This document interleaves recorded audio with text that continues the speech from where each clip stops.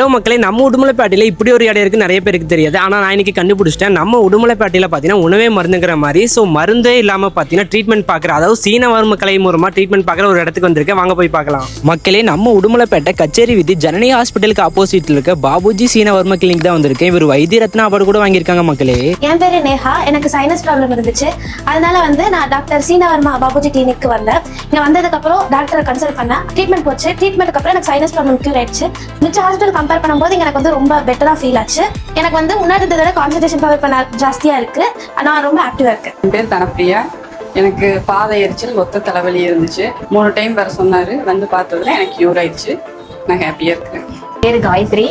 எனக்கு புடனி வலியும் பேக் பெயினால நான் ரொம்ப நாள் கஷ்டப்பட்டுட்டு இருந்தேன். என்னோட ஃப்ரெண்டு பாபுஜி சீனவர்மம் நீங்க போனீங்கன்னா ரெடி ஆயிருன்னு சொன்னாங்க.